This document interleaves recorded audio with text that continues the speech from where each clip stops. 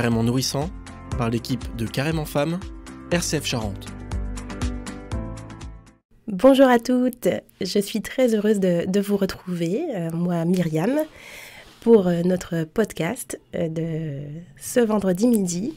Installez-vous confortablement, je vais vous présenter une invitée de marque, comme toutes les invités qui nous ont honorés par leurs belles histoires, les invités accent aigu, puisqu'il y avait au moins un homme. Eh bien, je vous présente donc de son prénom entier Marie-Adeline, qui se trouve être ma cousine. Donc, c'est une jeune femme que je connais bien. Et Marie-Adeline, bonjour à toi. Bonjour Myriam, merci de me recevoir.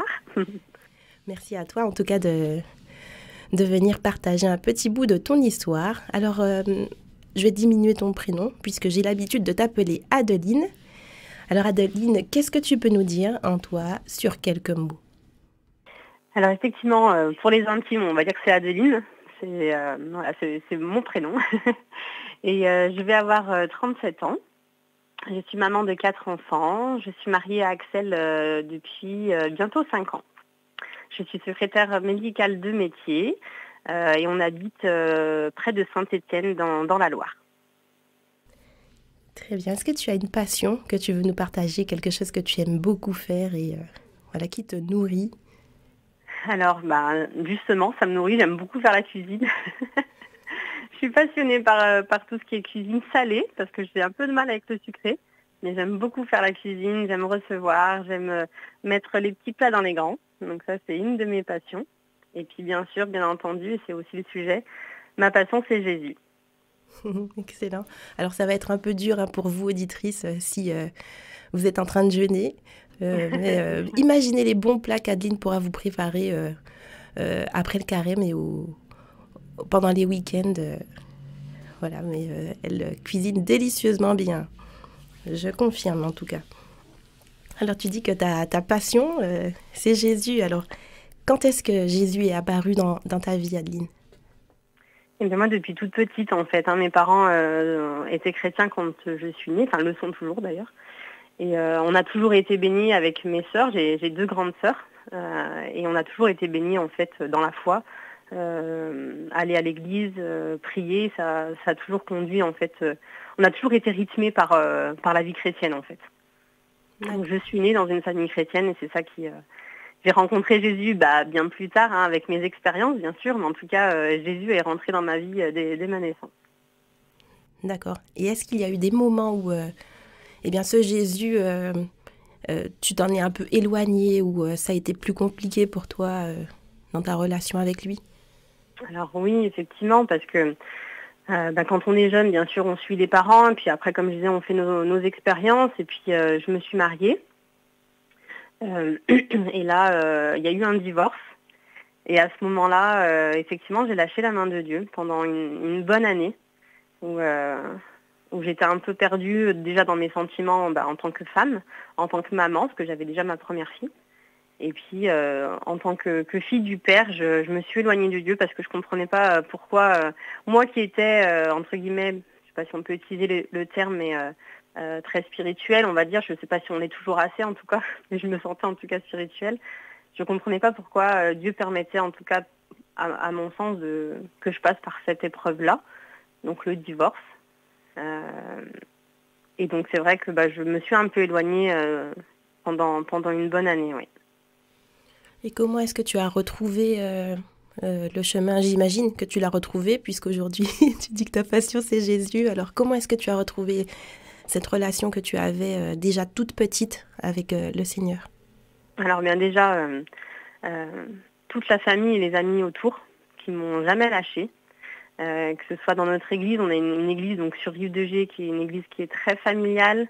Et je remercie encore tous les frères et sœurs qui y sont. Notre pasteur aussi, je ne sais pas si je peux mentionner son nom. Oui, bien sûr, tout à fait. Voilà, donc c'est Mercioni Martorano qui aussi a toujours été là dans les coups durs et ils m'ont jamais jugée. Je ne vais pas rentrer dans les détails, bien entendu, mais en tout cas, le divorce est toujours un peu quelque chose, un peu tabou, on va dire, dans la foi. Mais c'est vrai que j'ai toujours été soutenue et ma famille, mes amis ont toujours été présents. Et c'est un ami qui, sans le savoir, et je ne lui ai pas dit tout de suite, mais qui m'a dit un jour, j'ai fait un rêve de toi. Alors pour lui, c'était un rêve, mais j'ai compris de suite que Jésus me parlait à travers lui. Et en fait, il me voyait en train de me perdre, en fait, tout simplement. Et c'est là que j'ai compris que tout ce qui se passait, c'était pas la faute de Dieu, mais qu'on reste humain avant tout et que les erreurs sont humaines, peu importe à quel niveau. Et en fait, c'est son intervention qui a permis que je puisse recommencer à faire confiance à Dieu parce que j'avais perdu confiance. Et c'est à ce moment-là que j'ai décidé de reprendre la voie du bon chemin, comme on dit. Donc Adeline, tu es protestante évangélique. C'est ça. Je le précise pour les auditrices qui du coup ne savent pas trop ta confession. Et du coup, tu as retrouvé l'amour après ce divorce difficile. C'est ça. C'est ça. Et puis, une fois que j'ai décidé de lâcher tout ce que j'étais en train de faire, en fait, Dieu s'est vraiment révélé à moi. J'ai eu des expériences, je pourrais pas vous les dire toutes parce que j'en ai eu plein, mais j'ai vraiment eu des expériences de fou avec Dieu et c'est à ce moment-là où j'ai vraiment recommencé à redevenir tout simplement la fille de mon père en fait. Mon père divin, mon père céleste et c'est avec lui en fait que j'ai pu reprendre vraiment une vie. Ça a été un bouleversement dans plein de domaines. Mais vraiment, au niveau de ma foi, j'ai été reboostée vraiment au taquet à partir de ce moment-là, en fait. D'accord, mais tu nous as mis un peu l'eau à la bouche, c'est le moins qu'on puisse dire, vendredi midi.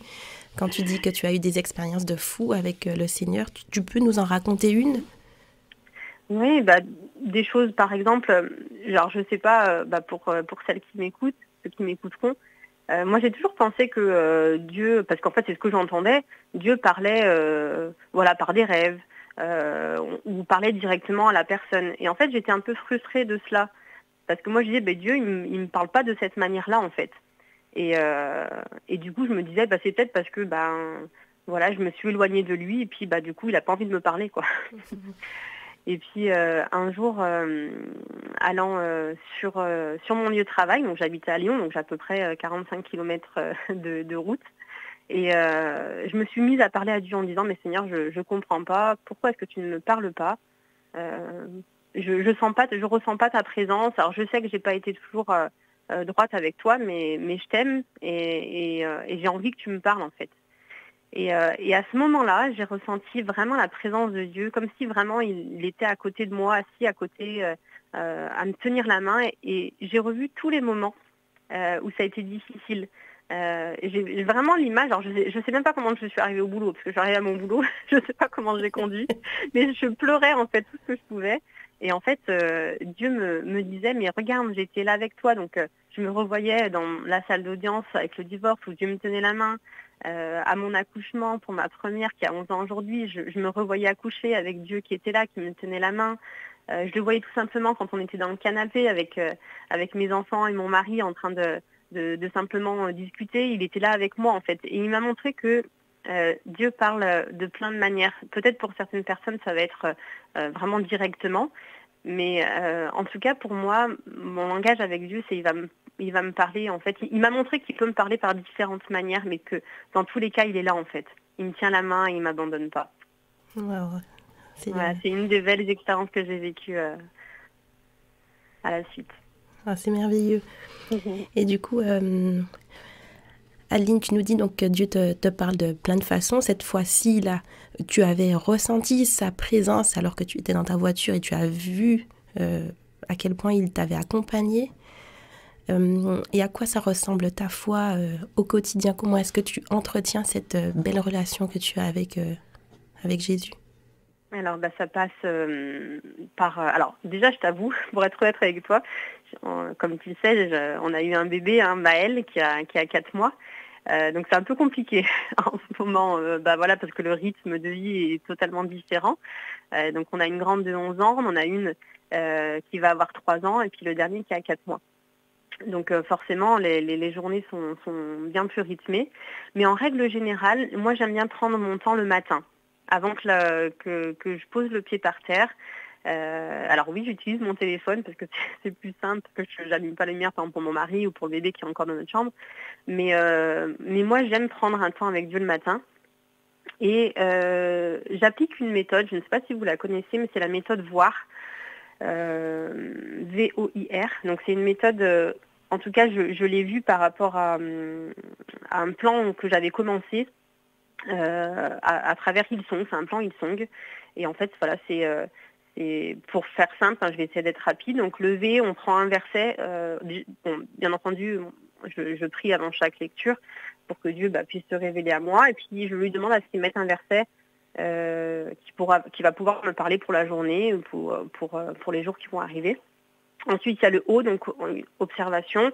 J'essaye de voir le contexte, qu'est-ce que fait les personnages, que fait Jésus à ce moment-là. Ensuite, le I, c'est l'implication. Comment en fait le verset que j'ai pu noter peut s'appliquer à ma vie. Et ensuite, le R, c'est la réponse. Donc, je prends un temps avec Dieu en me disant, voilà, Seigneur, je te prie pour ça. Est-ce que tu peux me révéler ce que je dois faire avec ça? Et c'est vrai que j'aime bien parce que ça me met une ligne de conduite dans le texte que je vais lire. Et c'est, voilà, moi, j'ai besoin d'avoir un peu un aspect historique aussi autour de ce que je vais lire. Donc, voilà, ça me permet, moi, d'étudier la Bible un peu comme ça. Et puis, bien sûr, après, hormis ce temps de méditation, on va dire, j'ai la louange. Moi, j'aime beaucoup la louange. Je chante aussi dans mon église et plein de chants me parlent et ça me permet aussi, ça me rebooste aussi dans ma foi. D'accord. En fait, pour les catholiques, on parle d'équipe liturgique ou faire partie de l'équipe liturgique. Et toi, du coup, en tant que protestante évangélique, comment est-ce qu'on dit que tu fais partie de l'équipe de louange, c'est ça? Oui, c'est ça. Ouais, c'est ça. L'équipe louange, tout simplement. Ouais. Très bien. Alors, c'est chouette. Est-ce que tu veux nous partager un chant qui te touche tout particulièrement Alors, j'ai un chant qui me porte beaucoup, c'est Waymaker. En français, tu frayes un chemin. Et c'est au niveau surtout du pont où il est dit, même quand je ne le vois pas, tu agis. Même quand je ne le sens pas, tu agis, tu ne t'arrêtes pas, tu ne t'arrêtes pas d'agir. Et c'est ce qui berce ma vie. C'est vrai que on voit pas forcément, comme je disais, Dieu est un Père céleste, donc on voit pas, on voit ses œuvres, mais on le voit pas. Et moi, voilà, ce chant-là qui me dit, même quand je te vois pas, ou comme je te disais tout à l'heure avec l'expérience que j'ai eue dans ma voiture, en fait, Dieu me dit, voilà, tu me vois pas, tu me sens pas, mais je suis là, en fait. Et j'interviens à chaque fois pour toi. Et ça, c'est un chant que j'aime beaucoup. Merci du partage. Et dis-moi, Adeline, du coup, tu as accepté de faire partie des personnes qui allaient témoigner pendant des podcasts sur ce parcours de carême qu'on a imaginé pour les protestantes et les catholiques. En quoi ça te parle, l'idée de faire un parcours de carême à toi qui est protestante et qui n'a donc peut-être pas l'habitude de pratiquer le carême ou... Alors, on fait quand même... alors, quand tu dis carême, tu parles du jeûne. Je parle du jeûne et de tout le temps, des 40 jours où on prend du temps de façon un peu spéciale. Oui, d'accord.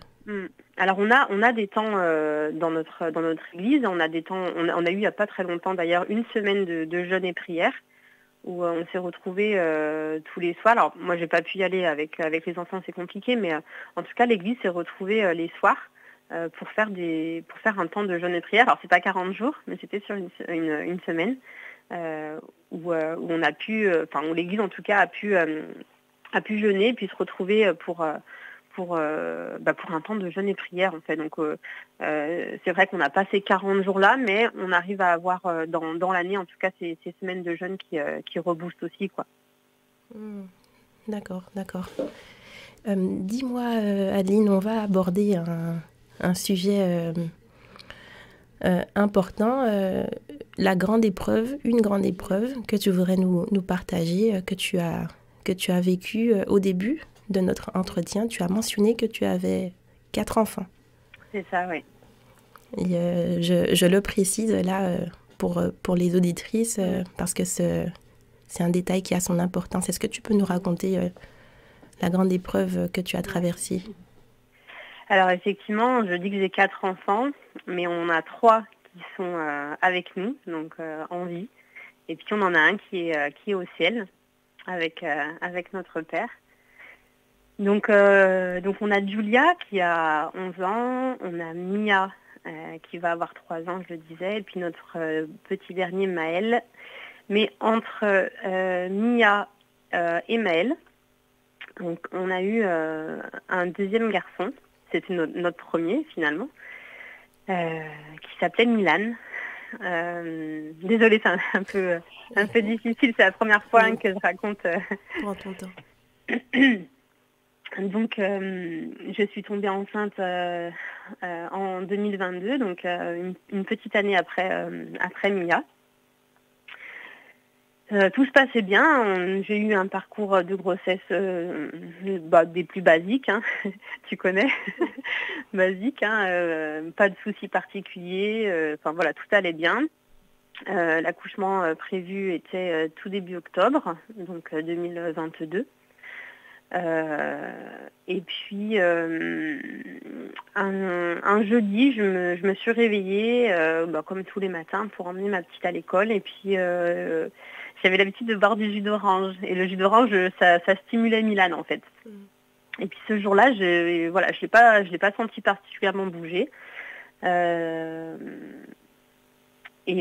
j'ai fait ma vie. Hein. J'ai emmené les enfants à l'école, j'ai fait ma journée. Et puis on avait du monde le soir. Et puis le soir, le calme revient à la maison.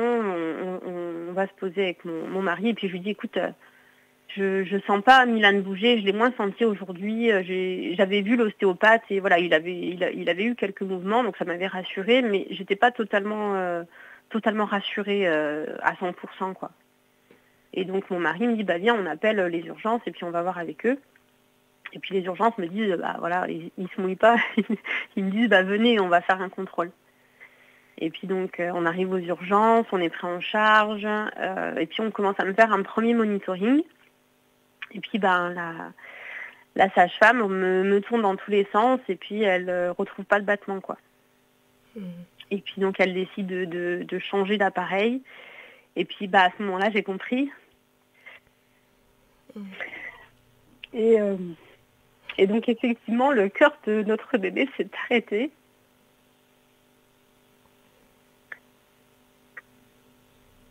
Donc j'étais pratiquement à terme, hein, parce qu'il me restait 3 semaines avant notre terme, avant l'accouchement. Donc voilà, j'ai accouché à 38 semaines.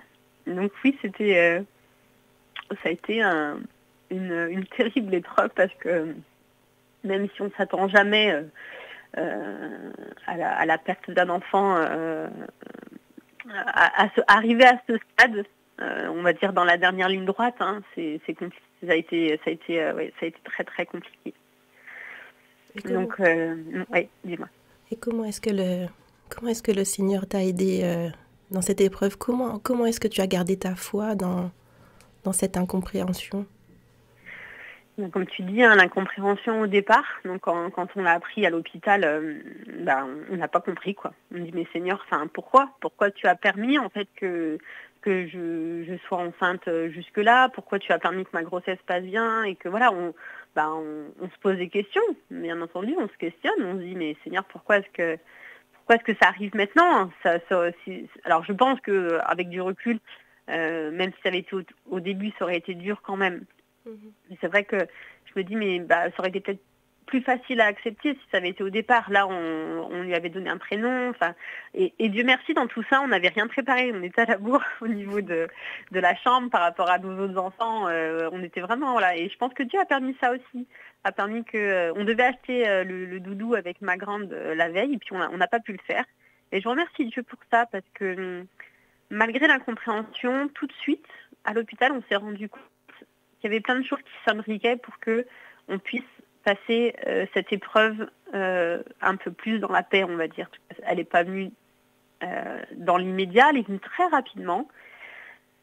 c'est vrai que dans l'immédiat, on s'est rendu compte qu'il y avait plein de choses. On se disait, mais voilà, tu vois, on n'a pas pu faire la chambre, on n'a pas pu acheter le doudou, on n'a pas pu faire ci, on n'a pas pu faire ça. Et bien, je crois que Dieu nous a aidés à travers cela. Et je pense que c'est ça aussi qui nous a permis de faire notre deuil.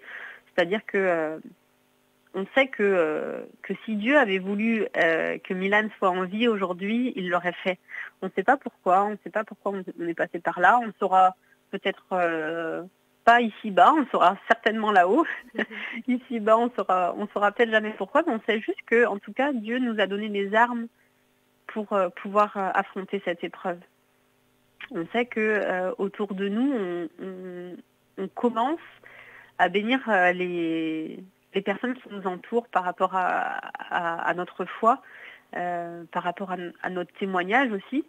Parce que même si c'est dur aujourd'hui, je veux dire, ça fait pas encore 2 ans, bien sûr, on est peiné, mais Dieu a vraiment posé sa main et on l'a senti vraiment quand on était encore à l'hôpital. Avec mon mari, on s'est dit, alors c'est arrivé, mais on veut pas se laisser abattre. On ne sait pas pourquoi, mais on veut que cette épreuve serve à bénir les gens qui nous entourent. Et c'est ce à quoi on aspire. En tout cas, aujourd'hui, c'est ça. C'est oui, tu es passé par cette épreuve, on ne sait pas pourquoi, mais on sait que Dieu est là, on sait qu'il ne nous abandonne pas et on sait que à travers ça, on va pouvoir bénir ceux qui sont autour de nous. C'est merveilleux ce que tu as raconté. Est-ce que tu veux nous raconter la petite anecdote au moment de la naissance de ton fils, ton bébé qui a suivi la naissance de Milan, donc Maël, qui est né en septembre 2023. C'est ça. Est-ce que tu peux nous dire l'anecdote au moment de sa naissance, qui vous a accompagné? Bien sûr. Alors déjà, effectivement, on a eu le même parcours de grossesse. On avait les mêmes dates de terme. Et moi, j'ai pas vu ça. Il y en a qui m'ont dit, ça, c'est difficile pour toi. Je dis, non, en fait, si Dieu a voulu ainsi, c'est comme ça, quoi. Donc, Milan est né et décédé, du coup, date de décès le 19 septembre, et Maël est né le 21 septembre. Donc, j'ai été déclenchée. Au départ, mon échographe m'a dit, ma gynécologue m'a dit, tu peux accoucher à partir du 19 septembre. Mais on voulait vraiment que Milan ait sa date et que Maël ait sa date aussi. Donc, du coup, on a décalé pour qu'il puisse naître à partir, en tout cas, du 21 septembre. Et puis, donc j'ai été déclenchée, comme je te le disais. Donc, on arrive à l'hôpital, on fait tout le processus. Et puis, arrivé pour aller en salle d'accouchement, on a une sage-femme qui arrive. Donc, au départ, elle arrive masquée. Donc avec un masque. Et puis elle enlève son masque. Et puis voilà, moi sur le moment je capte pas tout. Et puis elle me dit, alors écoutez, je voulais vous demander, en fait il y a 1 an, c'est moi qui vous ai annoncé le décès de votre bébé. Et aujourd'hui c'est moi qui suis là pour l'accouchement, pour cette grossesse. Donc elle nous a demandé si cela nous dérangeait. Forcément, je me suis mise à pleurer parce que je me suis dit, voilà encore un signe de Dieu. Et puis on lui a dit, en fait, écoutez, vous avez été là pour l'un des pires moments de notre vie, mais vous allez être là pour un des meilleurs moments de notre vie. Et on lui a dit, on croit que c'est un clin d'œil de Dieu qui nous dit, voilà, encore une fois, je suis avec vous. Et comme on dit, c'est le soleil qui vient après la pluie. Donc elle était toute émue, elle avait les larmes aux yeux, c'est 12 mètres. On a pu lui témoigner de notre foi aussi par rapport à ça. Et elle a vu que, même dans l'adversité, notre foi, elle est solide, quoi. Et ça a été vraiment un clin d'œil pour nous, que ce soit la même personne qui nous annonce le décès, et la même personne à 1 an, quoi. Donc c'est juste fou que ce soit encore elle qui soit là. Mais voilà, pour nous, ça a été une boucle bouclée. Et ça a été vraiment un bon moment pour nous, cette naissance. Pour Maël, c'est une bénédiction. Tout s'est bien passé, en plus, vraiment. Donc, voilà. Wow, merci beaucoup, Adeline, du partage. Du coup, est-ce que tu veux nous dire un dernier mot aux auditrices qui sont là et qui passent par des moments difficiles, la perte d'un être cher qu'est-ce que tu peux leur dire? Bien sûr.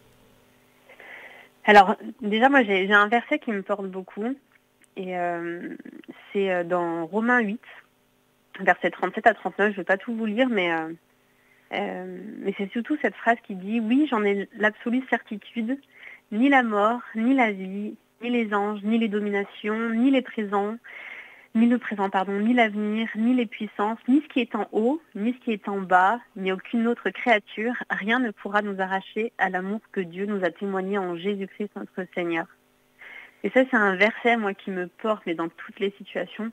Et je me dis que, encore une fois, oui, on est passé par des épreuves. Oui, vous passez par des épreuves. Et on est humain. Donc, bien sûr, on se pose des questions. On peut avoir des doutes. On peut avoir de la colère. Mais je veux juste te dire, en fait, que Dieu ne nous lâche jamais. Et ça, pour moi, c'est une certitude que rien ne peut me séparer de l'amour que Dieu a pour moi, pour ma famille, pour ceux qui m'entourent. Et voilà, simplement dire que si on passe par des épreuves, Dieu en tout cas nous équipe pour pouvoir les traverser et on n'en ressort que béni. Voilà, ça pour moi c'est une certitude, on en ressort béni. Merci beaucoup Adeline Avec plaisir. D'avoir partagé un bout de ce qui t'anime, de ta foi en Jésus. Et merci à vous auditrices, j'espère que vous avez été aussi nourries que moi je l'ai été en échangeant avec Adeline. Je vous dis à bientôt sur carrémentfemme.com.